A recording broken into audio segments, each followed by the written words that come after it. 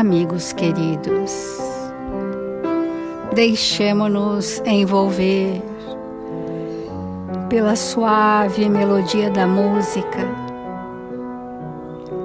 por essas vibrações serenas deste ambiente espiritual preparado para nos receber, imantado das vibrações do bem e da verdade. Deixemo-nos envolver pela serenidade e pela paz, para que mais aquietados em nosso íntimo, possamos buscar Jesus.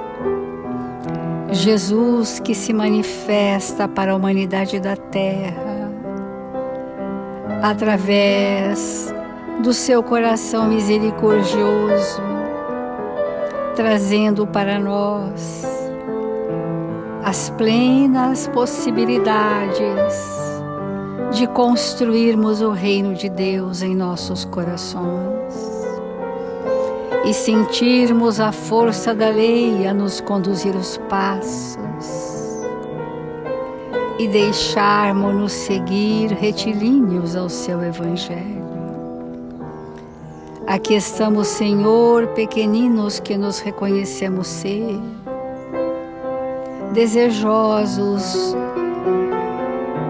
de seguirmos juntos, uns aos outros, irmãos em humanidade. Ensina-nos, Senhor, a percorrer os caminhos retos do bem e da verdade.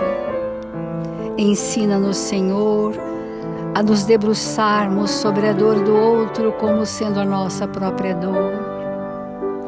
Ampara-nos, Senhor, nos momentos de vacilações e titubeios, para que possamos soerguer de nós mesmos e caminharmos 1000 passos para aprendermos a nos amar. Assim, Mestre amado, em seu nome e em nome dos Espíritos responsáveis por este Evangelho, iniciamos as reflexões dessa manhã.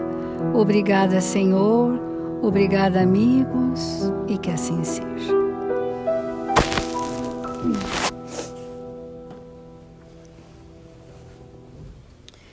Do Evangelho segundo o Espiritismo, o capítulo 5, Bem-aventurados os aflitos. E dentro das aflições, nós estamos buscando o remédio para os males que nos atormentam, o mal e o remédio. E nós estamos entendendo nesse capítulo que as provas bem compreendidas e bem vivenciadas são os remédios que nos hão de curar. E dentro desses remédios que promove no espírito um ajuste com a lei e que reorganiza o seu perispírito e o faz um espírito mais leve e mais feliz, é o perdão.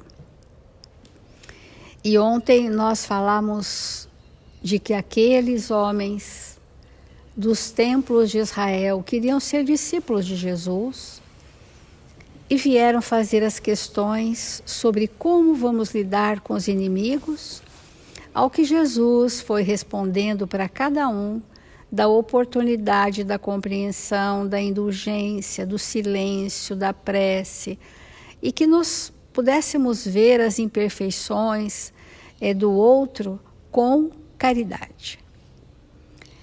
Mas esses que assim estavam candidatos ao discipulado bateram em retirada à medida em que perceberam que Jesus necessitava de homens prontos no sentimento para que o reino de Deus se estabelecesse nas consciências.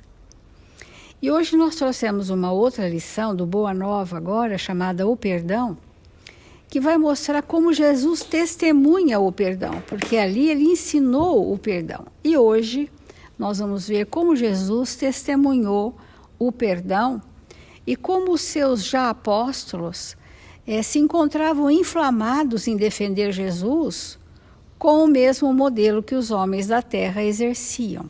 Então essa é uma compreensão profunda para nós entendermos o que é mesmo a construção do perdão na intimidade do ser espiritual que somos. Então, Jesus, numa das suas peregrinações, foi a Nazaré, e quando ele chega nessas cidades todas próximas de Nazaré, né, de Cafarnaum para Nazaré, ele sente que a sua presença incomodava os judeus rigoristas, que viam em Jesus um perigoso revolucionário. O amor que Jesus pregava quebrava muitos princípios antigos da lei judaica, inclusive as punições, que eram de uma grande severidade. Então, os mais egoístas pretendiam ver Jesus generoso, um conquistador vulgar que desejava levantar a ira popular contra a dominação de Herodes. A interpretação era política, mas Jesus veio trazer amor, uma outra e grande lei que rege o universo. Então, nessa viagem, ele foi acompanhado pelos seus apóstolos, principalmente Filipe e Pedro. Não foram poucos os adversários de suas ideias renovadoras que o precederam na cidade minúscula, buscando neutralizar-lhe a ação por meio de falsas notícias e desmoralizá-lo, argumentando com informações mal alinhavadas de alguns nazarenos. Então, montou-se naquela região uma trama das sombras para prejudicar, tentando prejudicar a imagem de Jesus. Mas, à nossa surpresa, Jesus percebeu a delicadeza daquela situação e, na primeira investida dos inimigos gratuitos da doutrina, ele aproveitou todas as oportunidades para melhores ilações na esfera do ensinamento. Então, Jesus aproveitou aquele ensejo e percebeu, no entanto, que o mesmo não aconteceu a seus discípulos, Filipe e Simão Pedro. Vamos nos espelhar nas reações de Filipe e Simão Pedro trazer para o tempo de hoje. Chegaram a questionar seriamente com alguns senhores da região, trocando palavras ásperas em torno das edificações do Messias. As gargalhadas irônicas, as apreciações menos dignas lhe acendiam no ânimo propósitos impulsivos de defesas apaixonadas. Esses eram os apóstolos que estavam ali. E hoje nós vemos muitas vezes, queremos defender um princípio, defender uma doutrina, defender uma causa, com a mesma precariedade dos desafetos e inimigos. Nós entramos na mesma linguagem de embate quando Jesus veio nos ensinar a construção do sentimento, para que o reino de Deus se estabelecesse em nós. Então, tamanhas foram as discussões entre Nazaré, que os seus reflexos nocivos se faziam sentir fortemente sobre todos os discípulos. Pedro e André advogavam a causa do mestre com expressões incisivas e sinceras. Então, eles estavam imbuídos da boa vontade de, entre aspas, defender Jesus. Mas ainda tinham muito instalados dentro dele a referência do embate, do conflito, da força, do domínio, que era o imperativo da época. E para que a gente possa transitar para esse reino de Deus, para esse estado de consciência, de pacificação, nós temos que mais vivenciar o que acreditamos do que argumentar sobre o que cremos. Então, Pedro e André advogavam, Tiago aborrecia-se com a análise do comportamento dos companheiros, Levi protestava, inflamou o grupo do colégio apostolar, inflamou, todos movidos pelo amor a Jesus, mas com recursos para defender a causa segundo Mamon e não segundo Deus. Então, Jesus retorna a Cafarnaum para poder ensinar na sua exemplificação pessoal aqueles apóstolos. E ainda culminou que Filipe e Pedro, vendo a pacificação do Cristo, disse: Mestre, chamaram-vos servo de Satanás, e reagimos prontamente, dizia Pedro. E por isso revidamos aos ataques com a maior força de nossas expressões. Eles, de boa vontade, achavam que, tendo feito essa defesa, entre aspas, estavam dando exemplos do reino de Deus ao que Jesus mostra para eles. Contudo, procurei ensinar que a melhor réplica é sempre a do nosso próprio trabalho, do esforço útil que nos seja possível. Nesse particular, não deixei de operar na minha esfera de ação, de modo a produzir resultados à nossa excursão à cidade vizinha, tornando-a proveitosa sem desdenhar as palavras construtivas no instante oportuno. E ainda diz aos apóstolos Jesus: de que serviriam as longas discussões públicas, inçadas de duestos e zombarias? Quantas famílias hoje guerreiam entre si por questões políticas ou filosóficas ou religiosas? É uma réplica do modelo do mundo que queremos aplicar a Jesus. Então, ao termo de todas elas, teríamos apenas menores probabilidades para o triunfo glorioso do amor e da verdade. E aí disse Jesus: só devemos dizer aquilo que o coração pode testificar, mediante atos sinceros, porque de outra forma as afirmações são simples ruído sonoro de uma caixa vazia. É o barulho dos homens, sem consistência, sem conteúdo. Então Jesus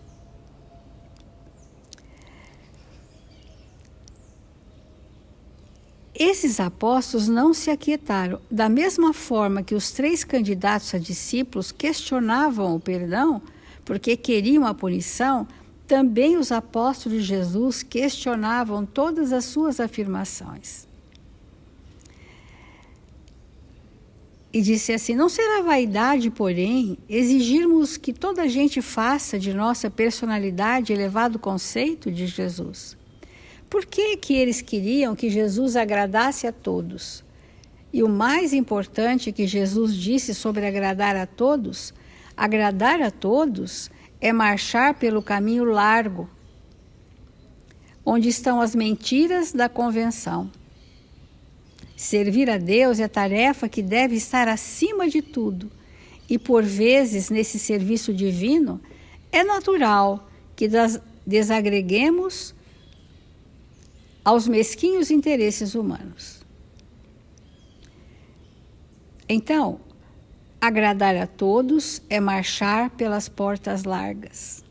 Servir a Deus é tarefa sublime que requer que nós possamos, com a postura da coerência, muitas vezes desagradar a muitos.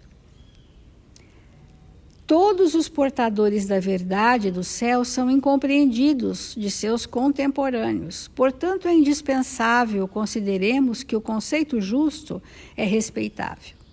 Mas antes dele, necessitamos obter a aprovação legítima da consciência, dentro da nossa lealdade para com Deus. Então, a postura do trabalhador espírita cristão, do evangelizador de espíritos, é uma reta de alinhamento entre a sua consciência, os seus sentimentos e as suas ações. Porque essa coerência é que vai dizer quem somos verdadeiramente. E nas horas em que formos humilhados ou feridos ou magoados, nós tenhamos o recurso dos sentimentos para doar para o outro. Isso é o exercício do perdão, como Jesus está aqui nos mostrando. Como que se perdoa? Amando o outro, na compreensão do seu tempo evolutivo, tendo indulgência para com o outro, para que ele não passe pelos tormentos que ele está criando para ele próprio, para que ele não precise passar, e se caso ele vier a passar, que estejamos próximos, que estejamos juntos. Olha quanto complexidade o exercício do perdão Jesus veio nos ensinar, porque ele não disse o silêncio vazio, ele disse a força ativa da verdade sobre o outro. Jesus não bateu em retirada quando viu que aquela comunidade estava insultando, estava menosprezando o valor de Deus em suas vidas. Ao contrário, ele aproveitou o ensejo para amparar, socorrer, ensinar a eles e aos próprios apóstolos, que inquiriam várias vezes sobre o que é indispensável é nunca perdermos de vista o nosso próprio trabalho, sabendo perdoar com verdadeira espontaneidade do coração. Porque o perdão, quando ele já é pronto naquele espírito, ele vem com uma força que alivia o mal do outro. Essa é a bênção do perdão. Perdão é um lenitivo para a dor do outro. Porque se ele nos ofende, ou se nós somos os ofensores, nós estamos em tormento. E quando alguém vem e aplaca o nosso tormento pela força do seu sentimento, isso é o verdadeiro perdão. Entretanto, para perdoar, pergunta Pedro, não devemos aguardar que o inimigo se arrependa? E que fazer na hipótese de um malfeitor assumir a atitude dos lobos sob pele de ovelha? E Jesus finaliza para nós dizendo assim, Pedro, o perdão não exclui a necessidade da vigilância, como o amor não prescinde da verdade. A paz é um patrimônio de cada coração, obrigado a defender para bem trabalhar no serviço divino que lhe foi confiado. Se o nosso irmão se arrepende e procura o nosso auxílio fraterno, amparemo-lo com as energias que possamos despender de nós. Mas, em nenhuma circunstância, cogite de saber se o teu irmão está arrependido. Não lhe pergunte e nem espere. Esquece o mal e trabalha pelo bem.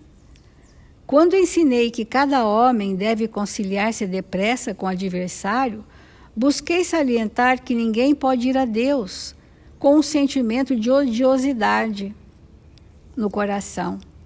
Não poderemos saber se o nosso adversário está disposto à conciliação. Nem é necessário. Todavia, podemos garantir que nada se fará sem a nossa boa vontade e pleno esquecimento dos males recebidos. Se o irmão é infeliz, se arrepender, estejamos sempre dispostos a ampará-lo e todo momento precisamos e devemos olvidar o mal. Foi então que Simão Pedro fez a célebre pergunta a Jesus, quantas vezes precisamos perdoar, ao que Jesus responde 70 vezes, 7 vezes, ou seja, infinitas vezes para cada ofensa. Então, ainda no exercício máximo do perdão, não esperar que o outro tenha se arrependido para então perdoar. Ah, você se arrependeu, está sofrendo pelo que fez, então agora eu te perdoo. Nisso esse perdão não terá mérito. O perdão terá mérito quando o outro não se arrependeu e está insurgindo sobre nós, ainda disposto a fazer outra vez. Esse é o perdão que Jesus tem nos ensinado.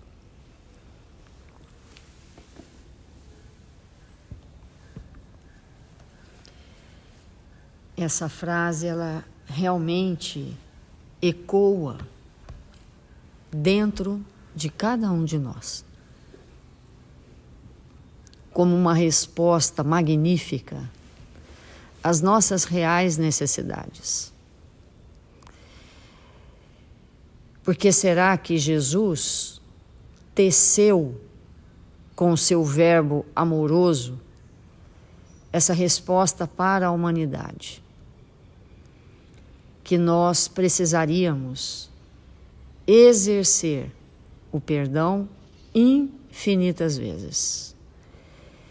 Nós vamos compreendendo que é necessário o entrechocar das almas para que essa construção seja feita em nossa intimidade. A resposta que Jesus nos deu é muito semelhante a outras que Ele nos forneceu no Evangelho para dizer para nós que a nossa ação no bem deve ser infinita. Quantas vezes devemos amar os nossos irmãos? Quantas vezes? Infinitas vezes. Quantas vezes nós devemos ser fraternos uns com os outros? Sempre. Quantas vezes nós devemos compreender aqueles que nos cercam? Todo o tempo todo. Então, o que Jesus responde para nós com essa questão feita por Pedro é que é necessário, enquanto habitamos um mundo como o nosso, de provas e expiações, tenhamos oportunidades redentoras de perdoar sempre, até que as ofensas não mais nos alcancem o coração. Até que nosso coração seja tão puro que o desatino dos nossos irmãos não vão mais nos alcançar. Até que nós vamos olhar para todos aqueles que nos rodeiam e compreender as dificuldades que trazem tanto quanto nós trazemos as nossas. Então, esse entendimento de que nós vamos cruzar com pessoas, com espíritos que trazem dificuldades, que vão nos trair, que vão se afastar de nós, que não nos vão compreender, que vão muitas vezes cometer violência.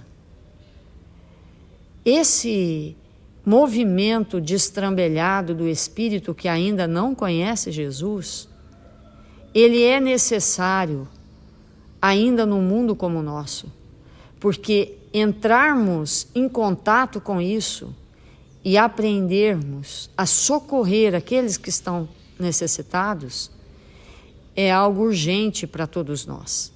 Nós não estamos aqui fazendo apologia à dor e nem justificando os desatinos de tantas criaturas que nos cercam, mas estamos dizendo de que um mundo como esse é altamente facilitador para a aquisição desses valores, porque a cada esquina, a cada metro, nós vamos encontrar espíritos com essas dificuldades, que são estímulos profundos à nossa mudança.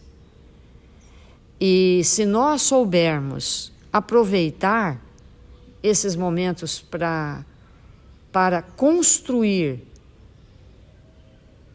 esses sentimentos na nossa intimidade, vamos sair libertos da nossa ignorância, do nosso estado precário.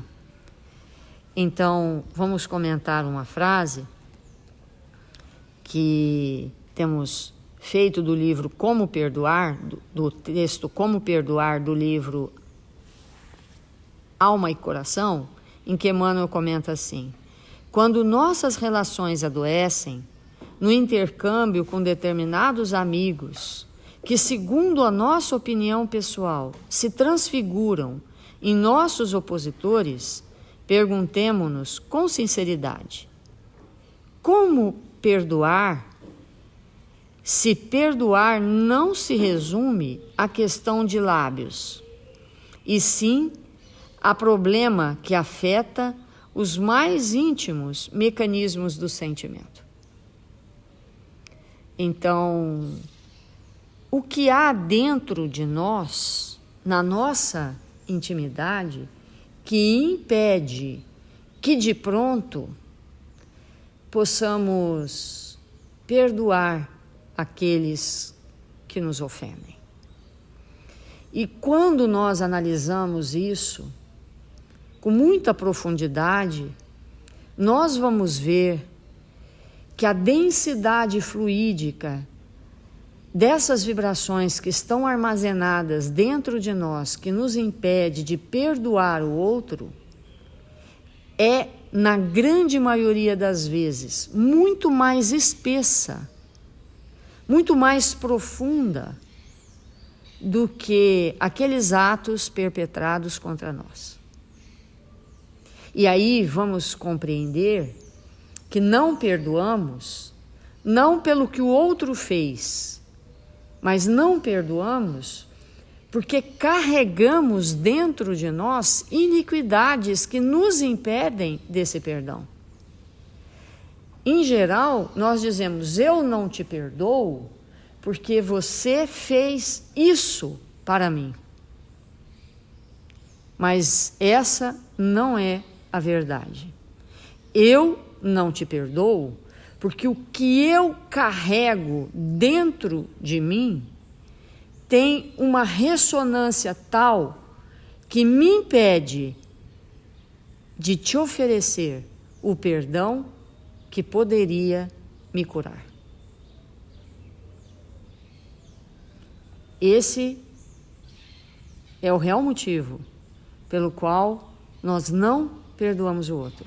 O que nos impede desse perdão não são atos externos praticados por alguém, mas é o que trazemos na nossa intimidade, que ainda não recebeu luz suficiente para que possamos verdadeiramente nos libertar. Mas, na hora que nos sentimos ofendidos, se começarmos um trabalho profundo em nossa intimidade e vasculharmos as iniquidades e começarmos a demovê-las, nós seremos felizes no perdão. Isso é um fato incontestável, porque as nossas ações, tudo aquilo que nós responsabilizamos alguém, na verdade, se encontra em nossa intimidade. E por não nos conhecermos suficientemente, atribuímos àqueles que nos cercam o motivo das nossas dores. Então vamos refletir sobre isso e sairmos da infância espiritual. Fazer a nossa prece.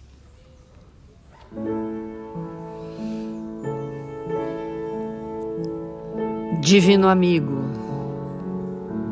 Jesus, nosso Mestre, quanta alegria em nossos corações por nos encontrarmos aqui para orar, para absorver estes conteúdos, Senhor, que são para nós o remédio para os males que estão dentro de nós. Nós estamos aqui, Senhor, para absorver deste medicamento poderoso chamado Evangelho, que nos estimula a sermos espíritos melhores, a amar os nossos irmãos como o Senhor nos amou, perdoar aqueles que nos ofenderam, que nos magoaram, e além de perdoá-los, agradecê-los por nos auxiliar a progredir. Mil vezes obrigado, Senhor, pela sua presença em nossas vidas, pelo seu olhar terno e misericordioso que nos alcança, nos socorre, nos envolve com vibrações amorosas e ternas. Obrigado, Senhor, pelos amigos que nos enriquecem a existência. Obrigado, Senhor, pelos familiares que nos sustentam, nos amparam. Obrigado, Senhor, por aqueles que nos apontam quem somos, que nos estimulam ao progresso. Obrigado, Deus, nosso Pai, pelos desafios do caminho, pela saúde e pela doença. Obrigado, Senhor, porque nos encontramos aqui em Seu nome, aprendendo a viver a vida do Espírito. Socorre nesta hora, Mestre amado, nossos irmãos registrados nos cadernos de vibração da nossa casa. Corações amigos tão queridos, necessitados do seu amparo, necessitados de luz, de saúde, de bom ânimo, que eles possam ser visitados por esta equipe socorrista e receber de tudo aquilo que se encontram necessitados nesta hora. Envolve, Mestre amado, nossos irmãos queridos que partiram, que retornaram ao mundo espiritual, que eles possam ser amparados por equipes luminosas, destinada a cuidar daqueles que retornam e necessitam de amparo.